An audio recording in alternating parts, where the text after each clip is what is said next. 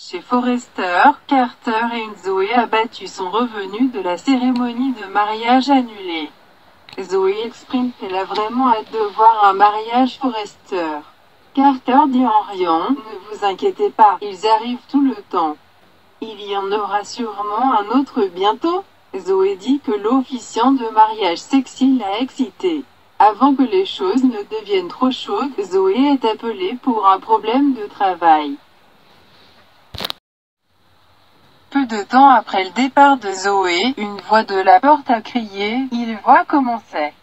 Quelqu'un est promu chef de l'exploitation, et tout à coup, il est trop occupé pour répondre par SMS.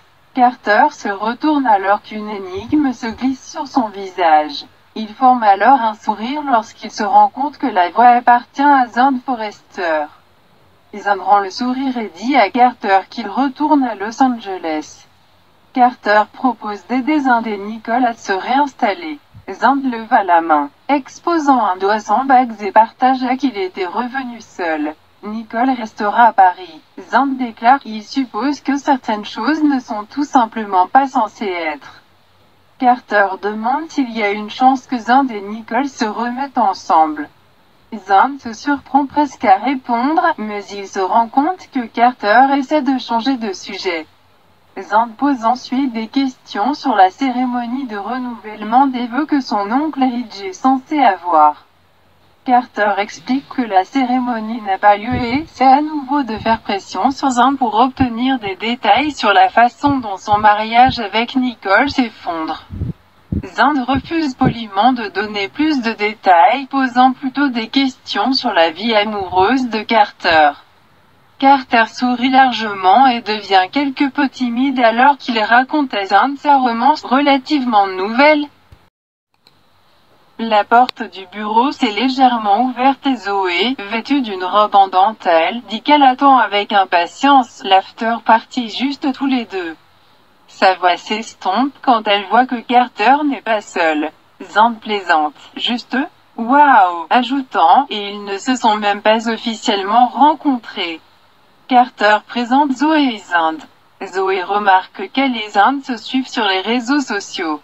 Zand dit que c'est enfin agréable de la rencontrer en personne. Les deux expriment leur admiration mutuelle et partagent des regards maladroits. Chez Brooke. Brooke est clairement émue par le geste romantique de Ridge mais admet qu'elle ne veut pas au départ se permettre de croire que cela a pu être fait par Ridge, dit-elle doucement. Il est revenu vers elle. Ridge répond. Il a décidé 1987. Il déclare, il l'aime toujours. Elle est l'amour de sa vie. Ridge dit à Brooke qu'il a dit à Shona qu'il aimait toujours Brooke et en retour, il a reçu une oreille inattendue de Shona. Ridge se corrige alors précisant que Cathy lui a donné des nouvelles. Brooke est encore plus confuse. Ridge refuse d'élaborer, disant seulement que Shona avait clairement indiqué qu'elle ne voulait pas aller jusqu'au bout du mariage. Ridge confirme alors que Brooke avait raison depuis le début. Son mariage à Las Vegas n'a pas été en plein essor, et Quinn était impliquée. Brooke a exprimé son indignation, mais dit qu'elle a toujours su que Quinn était impliquée. Ridge a passé sous silence la plupart des détails, passant plutôt à la partie la plus importante. Shona est celle qui a envoyé un texto à Carter pour déposer des papiers de divorce. Cela signifiait que le mariage de Shona et Ridge était invalidé, que lui et Brooke étaient toujours légalement mariés. Le couple s'engage à ne plus jamais laisser d'obstacles les séparer. Maintenant, il est de retour à sa place. Il est enfin à la maison, s'exclame Brooke en embrassant Ridge. Chez Eric, après avoir envoyé toutes les personnes impliquées dans le mariage, Quinn a passé un appel vidéo à Shona pour savoir exactement ce qui s'était passé entre Shona et Ridge. Elle en a assez de votre truc de bonne conscience pour durer toute une vie, gronde Quinn avant de jurer qu'elle n'allait pas permettre à Shona de se saboter. Shona étonne Quinn avec la révélation que c'est Ridge qui a annulé le mariage. Quinn essaie de trouver le bon côté, notant que Shona et Ridge sont toujours mariés. Même si Ridge a annulé la cérémonie. Shauna veut que son mariage dure beaucoup plus longtemps, car Ridge connaît la vérité. Quinn est furieuse. Elle évoque une série de scénarios et de réponses que Shauna a pu utiliser pour empêcher Ridge de revenir vers Brooke.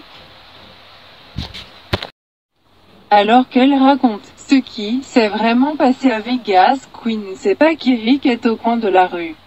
Eric écoute attentivement. Shauna dit qu'elle regrette d'avoir suivi les horribles conseils de Quinn et se rend compte que l'objectif principal de Quinn était de trouver un moyen de sortir Brooke de la vie d'Eric. Quinn admet qu'elle en retire des bénéfices, mais elle a insisté sur le fait qu'elle voulait surtout que Shauna trouve le bonheur. Quinn craint qu'elle n'ait à limiter les dégâts. Alors qu'elle commençait à paniquer, elle répète à haute voix tout ce qu'elle a fait pour aider Ridge et Shauna à s'accrocher. Shauna grogne. Ridge est partie parce qu'elle se laisse entraîner dans ses mensonges. Shauna dit qu'elle ne veut plus parler, fait ses adieux à Quinn et met fin au chat vidéo.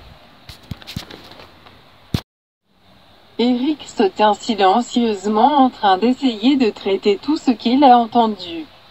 Quinn se tient dans le salon Forrester, regardant son portrait au-dessus de la cheminée. Elle déglutit difficilement, ne sachant pas qu'Eric se tient derrière elle. Elle est surprise quand Eric prononce son nom.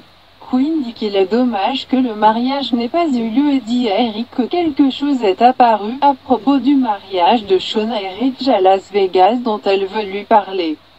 Eric claque pour allumer. Ne fais pas ça, ajoutant « Ayez assez de respect pour moi pour arrêter de raconter des mensonges ». Quinn se met sur la défensive, disant que Ridge et Brooke ont dû dire des choses terribles à son sujet. Eric secoue la tête. Ce n'est pas Ridge ou Brooke, c'est Quinn. Eric révèle qu'il a entendu parler avec Shauna au téléphone, ajoutant que « il a tout entendu ». Quinn fixe le sol, incapable de regarder Eric dans les yeux. Eric demande pourquoi Quinn a fait ce qu'elle a fait.